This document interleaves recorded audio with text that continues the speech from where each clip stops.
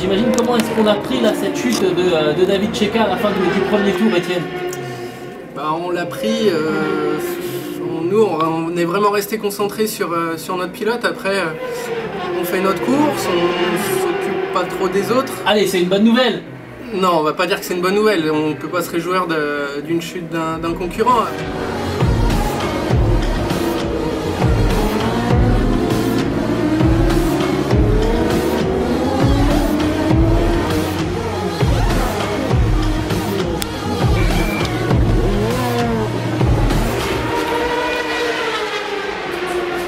Il faut que j'arrive vite là. Ouais. Et quand je suis arrivé, j'ai glissé. Ah oui. Donc ça m'a buté contre la moto. Parce que j'ai enlevé. Ah oui, t'as enlevé le. C'est pas sorti là. À la fin, t'as doublé la hausse. Je sais pas ce qu'il faisait. Oui, mais t'es mal bien con. Il nous ralentit. Oui, oui. Non, il m'a mis métal. C'est bon. Oui.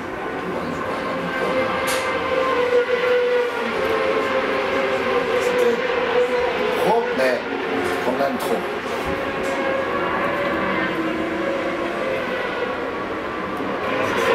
Là, on est prévenu par radio via les stands. 12 tours pour Étienne.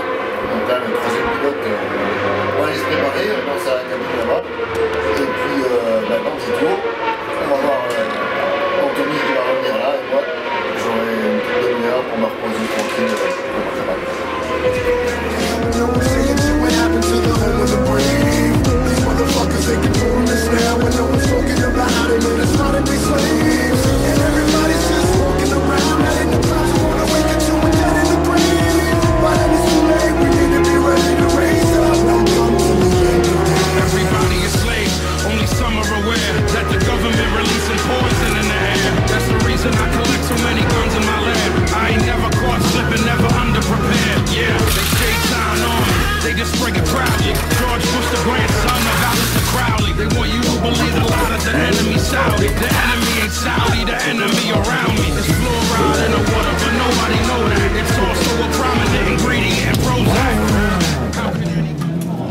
Par rapport aux qualifications, au vu des qualifications et du chrono des adversaires, du rythme que semblaient avoir nos adversaires, on pensait plutôt se placer dans le top 5 et observer et attendre de voir ce qui se passe pour les débuts de course. Finalement, on est plutôt pas mal en rythme de course. On s'en doutait, mais on pensait nos adversaires un peu mieux. J'ai réussi à reprendre un peu de terrain sur Fabien Forêt qui avait quelques secondes d'avance et le passer juste avant la fin de mon relais. Donc ça fait plaisir de ramener la moto en tête et surtout que bon, c'est inespéré même au tableau de marche. On a une autre stratégie. Bon, l'important c'est d'être devant.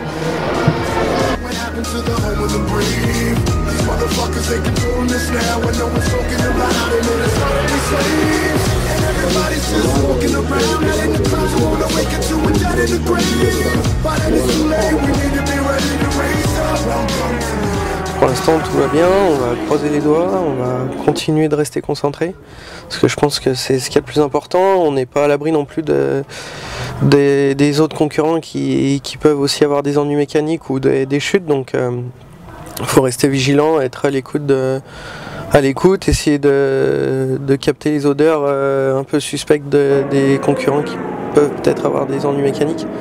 Donc voilà, faut être posé, pas se mettre de pression et continuer à rester concentré, quoi. On a eu un peu de vent pendant les essais mais pas autant. Et là il y en a vraiment beaucoup, ça me soulève même de la poussière, donc ça c'est un peu embêtant et un peu avantageux aussi parce que du coup quand on voit la poussière on se dit qu'on va avoir une rafale qui va arriver. Donc ça c'est pas top mais en même temps ça nous aide un peu, donc voilà, faut continuer toujours pareil à rester concentré, pas s'enflammer. Mes chronos étaient pas hyper rapides mais quand je suis rentré on m'a dit que c'était pas non plus les pires, donc voilà, on joue. De toute façon on n'est pas là pour vraiment jouer la victoire. Si bien sûr on peut la jouer, on se privera pas, mais le but ultime c'est le titre et on va pas se priver pour non plus aller se battre pour la victoire. Donc voilà, si on peut aller la chercher, on ira la chercher, mais on va pas tout mettre en œuvre pour essayer d'aller chercher la victoire.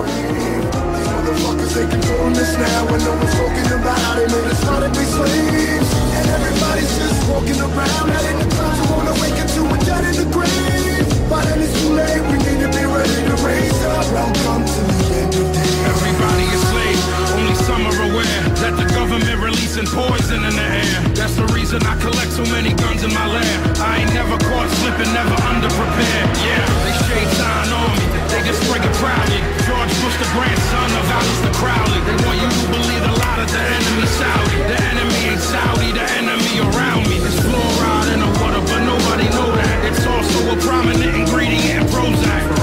How could any government bestow that upon people who believe in political throwback? That's not all that I'm here to present you. I know about the Black Pope and Solomon's Temple. Yeah, about the Vatican assassins and how they will get you, and how they clone Barack Hussein Obama in a test tube. It's like we all know what's going down, but no one's saying shit. What happened to the home of the brave? These motherfuckers, they can doing this now, when no one's talking about how they made us try to be slaves. And everybody's just walking around. Pour l'instant, tout va bien, la moto va super bien, les conditions sont meilleures qu'en début de course parce qu'en début de course on avait beaucoup de vent et là ça va mieux, ça se calme.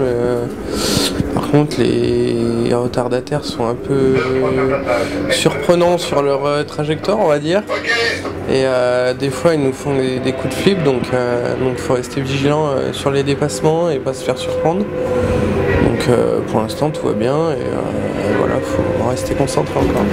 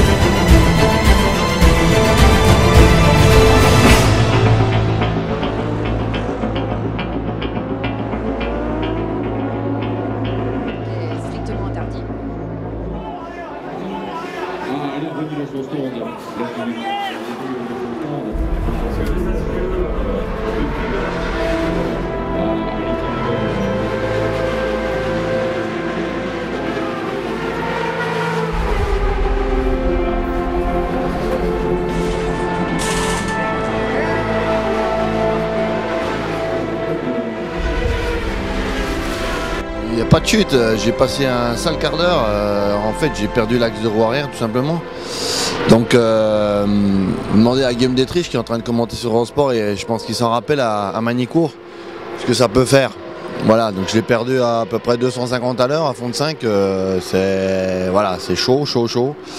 Heureusement j'étais en ligne droite, j'ai réussi à rétablir la situation, après j'ai galéré pour rentrer au stand, mais voilà, depuis la moto, elle tourne, mais on a du dribble, j'explique pas, c'est plus la moto d'avant.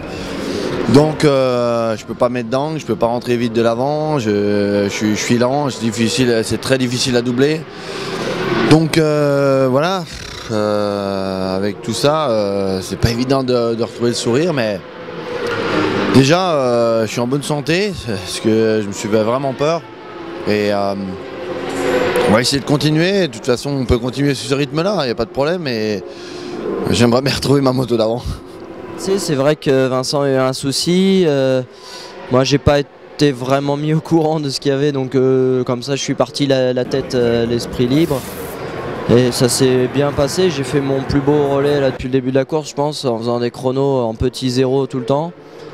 Donc non, c'était bien. Maintenant faut éviter de penser à ce qui s'est passé, la déception d'être si loin maintenant, quoi. La motivation de toute façon elle est là, on joue le titre, donc il y a toujours la motivation d'aller chercher le titre au bout. Après c'est clair que ça aurait été bien de continuer à jouer devant, on était bien, on avait une bonne moto, mes coéquipiers roulaient bien. Voilà, l'équipe était au top, les ravitaillements étaient vraiment au top.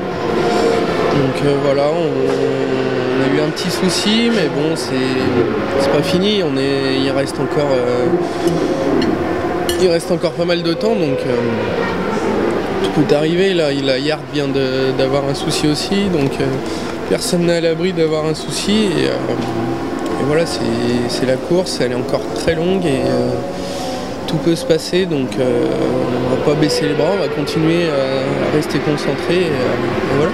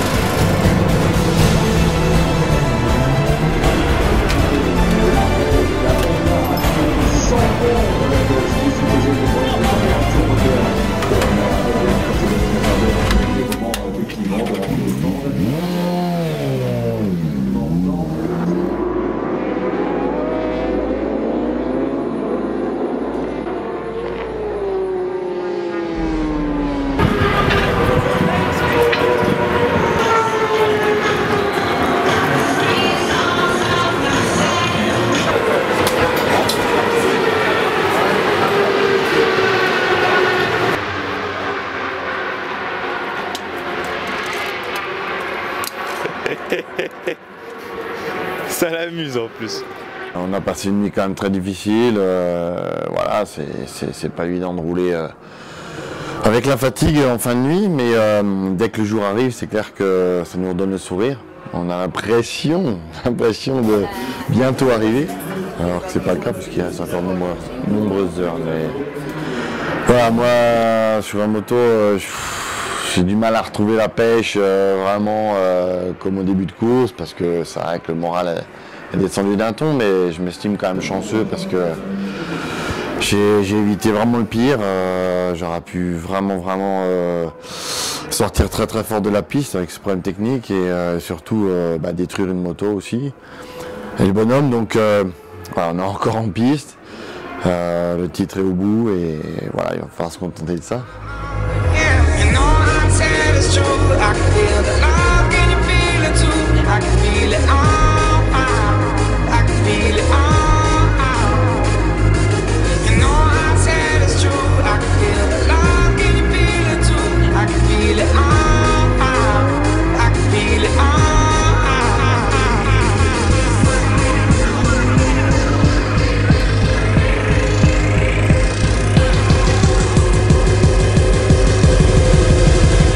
Toujours content de prendre le dernier relais d'une parce que ça marque la fin d'une course toujours difficile, une course de 24 heures c'est toujours difficile et en plus là particulièrement on a hâte que ça se termine puisque dans l'état on est titré, donc voilà, je prends le dernier relais, c'est un relais mon dernier relais ne peut pas passer avec le réservoir, le plein de réservoir, je dois m'arrêter un peu, on a mis en place une stratégie avec le chef de façon à ce que je m'arrête, on remet de l'essence et je repars pour aller jusqu'au bout. Voilà.